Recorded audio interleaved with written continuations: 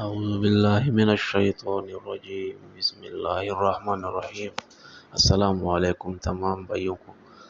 जनाब आज हम बना रहे हैं माड़ू कद्दू। बहुत ही ज़बरदस्त और लजीज रेसिपी है।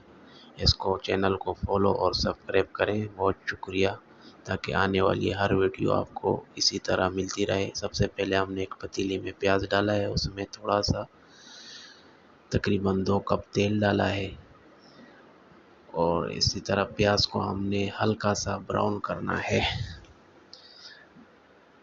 तो जब इसका कलर हल्का सा चेंज हो जाएगा, सब्ज़ी के लिए प्याज जो है वो हल्का सा ब्राउन करना पड़ता है।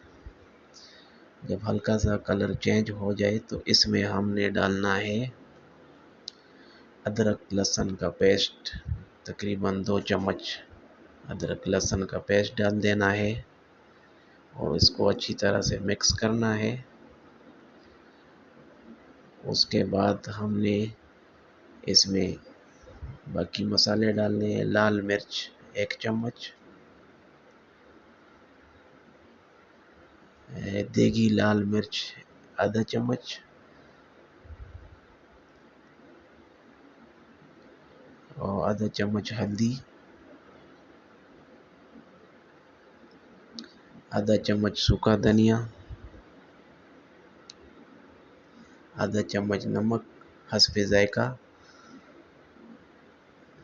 देगी मिर्च जो है ये खाने में बहुत बड़ी उम्दा होती है, इससे खाने का लजीज मज़ीद अच्छा हो जाता है। तो इसको मसालों को डाल के इसको हमने थोड़ा सा भूनना है। उसके बाद टमाटर हमारे पास ग्राइंड किए हुए हैं, 2 टमाटर वो डालने हैं और इसको अच्छी तरह से मिक्स करना है। जब मसाला अच्छी तरह से मिक्स हो जाए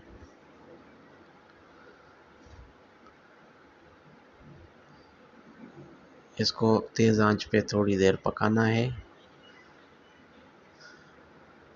ताकि मसाला भुन जाए। ये अभी हमारा मसाला भुन चुका है, तेल ऊपर आ गया है।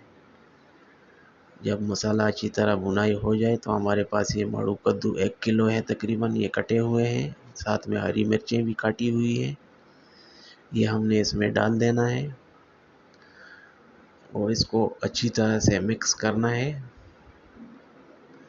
हरी मिर्च जो है सब्ज़ी में इसका एक अपना मज़ा होता है, इससे सब्ज़ी का टेस्ट मज़ीद अच्छा हो जाता है। इसको अच्छी तरह से मिक्स करके फिर हमने इसमें थोड़ा सा पानी भी डालना है, तकरीबन कोई आधा गिलास। तो उसके बाद इसके ऊपर हमने पानी डाल के चूल्हा हल्का करना है। दरमियानी आंच पे इसको तकरीबन कोई आधे घंटे तक पकाना है।